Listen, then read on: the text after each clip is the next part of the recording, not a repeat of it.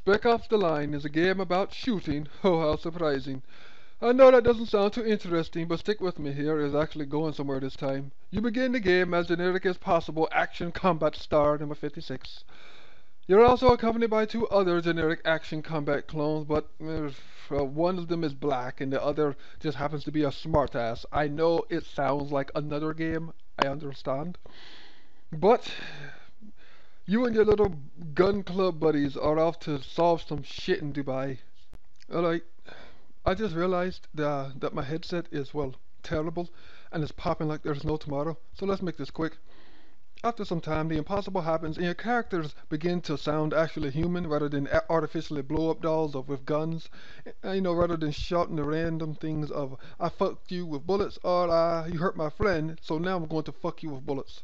The city of Dubai, in essence, is a character all on its own. The city is meant to be an oasis of the sands, but too often is hit by sandstorms. I'm sure the developers they meant for it to be to play a bigger role in the game than it did. Even without the sandstorms, it's still pretty easy to navigate your way around. Saying that this game has a mortal choice system is like saying I have sex with clouds. It's a facsimile of what you would like it to be, rather than what it should be. That didn't really make any sense now, did it? What I'm saying is there is no right or wrong, there is only like your survival, and that's what you're fighting for. Now, to be fair, I don't know whether this game is trying to be a genius or a schizophrenic mess. I really don't.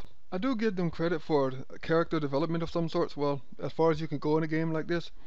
Earlier in the game, you're a gun-toting, badass military talking shit like there's no tomorrow. And halfway through the game, you're a kind of military badass trying to conserve ammo while fucked up on morals and unethical shit while talking military shit.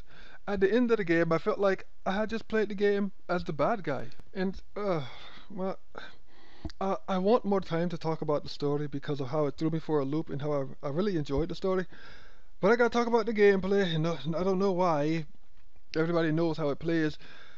Gameplay wise, there's not much special. Played as one maniac, you played as them all.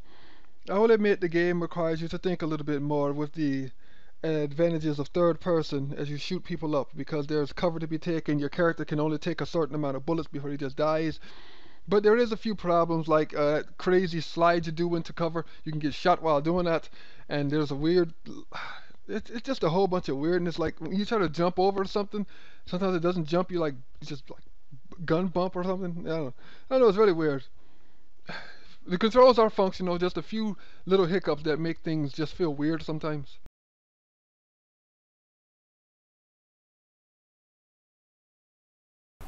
Alright, I wanted a little bit more time to talk about this game outside of the initial review because I was just fucking up because my headset was messing up. And I wanted to talk about the story aspect of the game.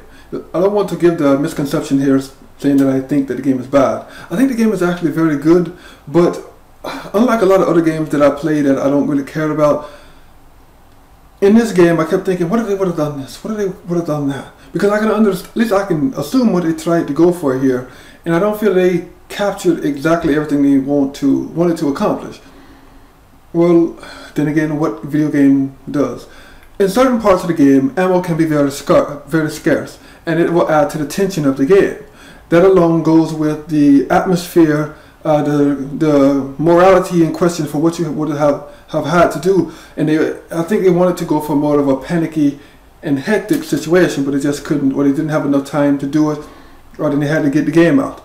For those who don't know, I was so intrigued by the actual game that I decided to look up who made it and things like that. I know a lot of you would say 2K made it, but no, 2K are the publishers.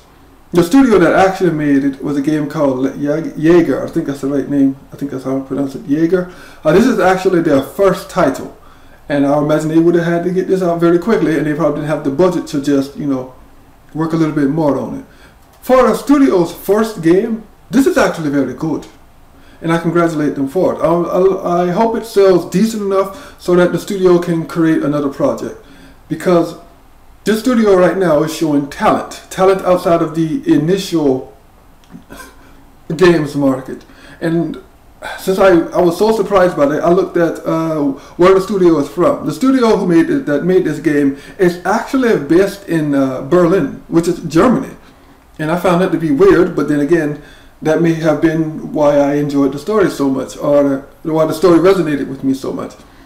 So there you go, just a few facts after after whatever review I did. Just there you go.